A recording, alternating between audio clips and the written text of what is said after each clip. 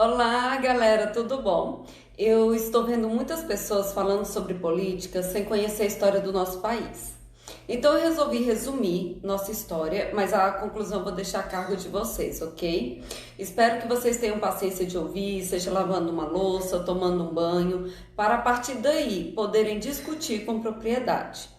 Me perdoem se eu confundir algumas datas, relevem aí a minha memória e nós vamos dar início lá no ano de 1864. Nesse ano, as Forças Armadas brasileiras, elas adquiriram um grande poder político após a vitória na Guerra do Paraguai. Para quem não sabe, a Guerra do Paraguai, ela foi o maior conflito armado internacional ocorrido na América do Sul. Ela foi travada entre o Paraguai e a Tríplice Aliança, que era composta pelo Brasil, pela Argentina e pelo Uruguai. A guerra, ela se estendeu por 6 anos, do ano de 1864 até 1870, com a vitória da Tríplice Aliança. Parece que 64 são anos críticos para o Brasil, vocês vão entender. As tensões políticas, elas voltaram à tona na década de 1950, quando importantes círculos militares se aliaram a ativistas de direita em tentativa de impedir que presidentes como Juscelino Kubitschek e João Goulart tomassem posse, devido ao seu suposto alinhamento com as ideologias comunistas. Muita gente não sabe o que é comunismo, só ouve falar. Eu vou explicar em termos bem resumidos.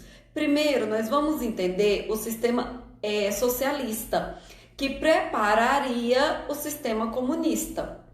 No socialismo, o Estado e o governo eles se mantêm no controle da vida social. O Estado seria conduzido pelos trabalhadores e a produção e distribuição de bens controladas na mão do governo, que governaria um sistema de igualdade e cooperação aí entre as pessoas. Já o comunismo, por sua vez, trata de um estágio posterior ao socialismo, quando já havendo igualdade absoluta entre os cidadãos, o Estado poderia ser abolido, eliminando as formas de opressão social e a sociedade encontraria formas de se autorregulamentar.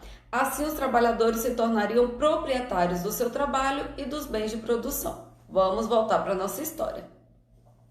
Voltando à história, enquanto Kubitschek ele se mostrou simpático às instituições capitalistas, Goulart ele prometeu reformas de longo alcance, expropriação de interesses comerciais, continuação da independência da política externa que foi iniciada pelo seu antecessor, que era Jânio Quadros, e ele conseguiu adquirir relações diplomáticas comerciais com os ambos blocos, capitalistas e comunistas.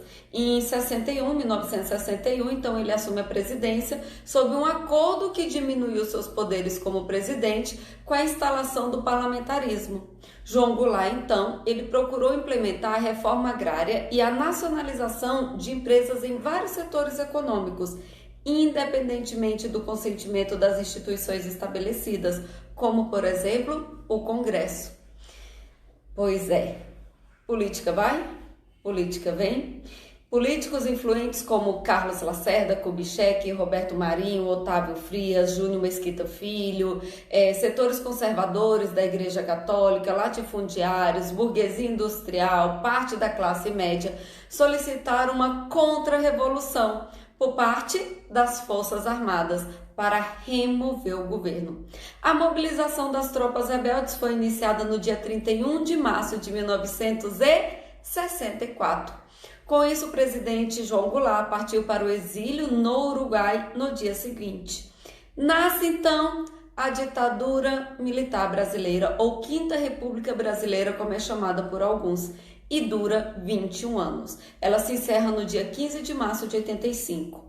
Por isso, alguns historiadores chamam de golpe militar que derrubou o governo de João Goulart, o então presidente democraticamente eleito, e quem assume é Pascoal Ranieri.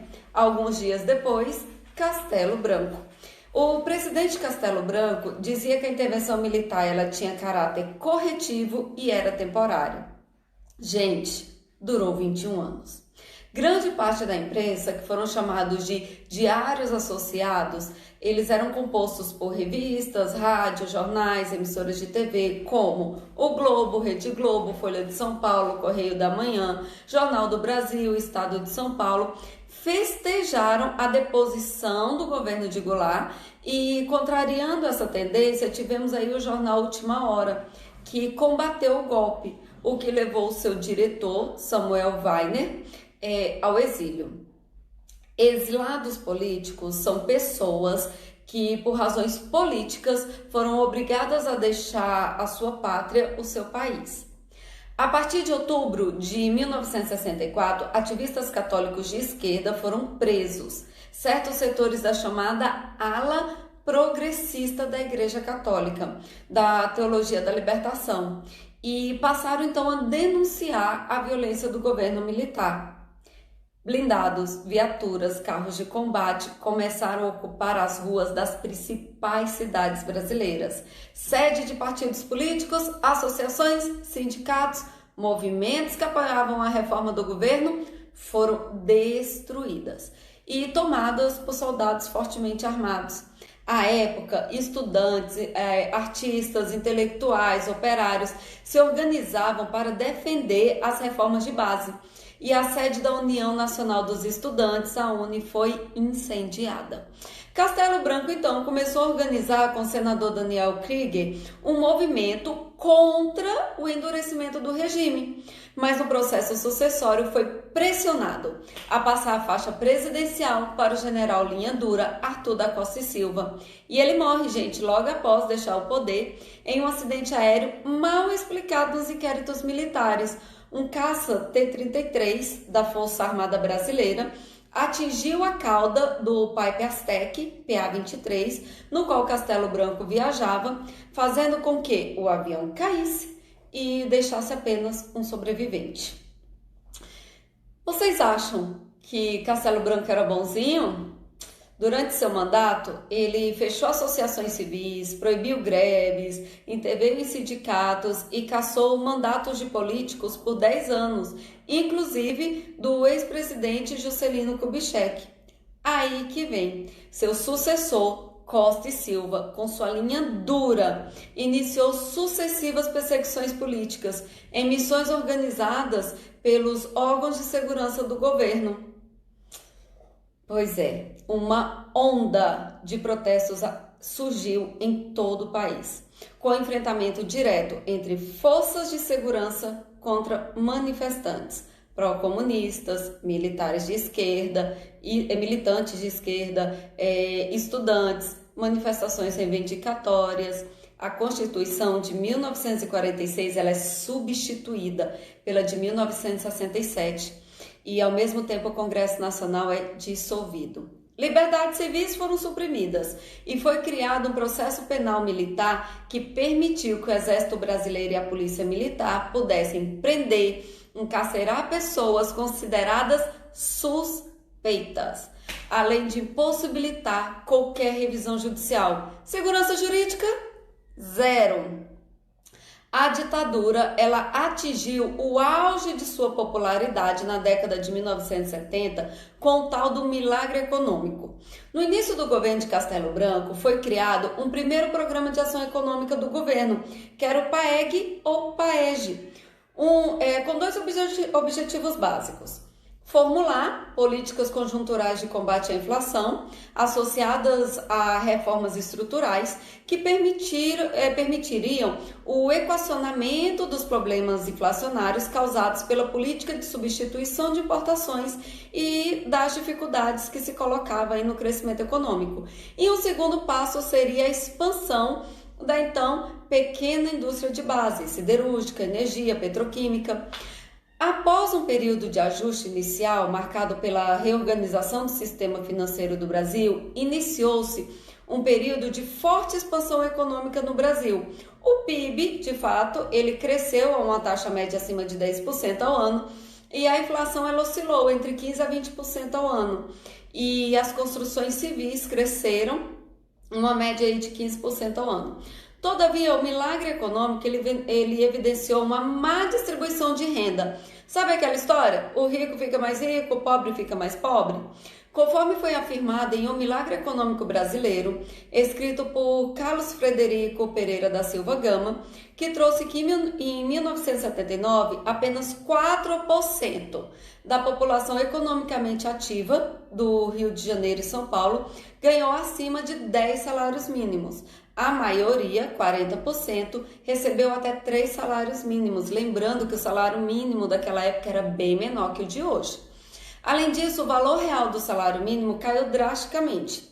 Em 1959, um trabalhador que ganhasse salário mínimo precisaria trabalhar 65 horas para comprar alimentos necessários para sua família. No final da década de 70, o número de horas necessárias passa a ser de 153. No campo, a maior parte dos trabalhadores não recebia sequer o salário mínimo. Na década de 1980, data de nascimento de uma galera aí, né? A ditadura entra em decadência, quando o governo ele não consegue mais estimular a economia, e aí ela entra então em decadência. E eu tenho uma perguntinha rápida para vocês. Economia ou vidas? Vamos voltar para o governo.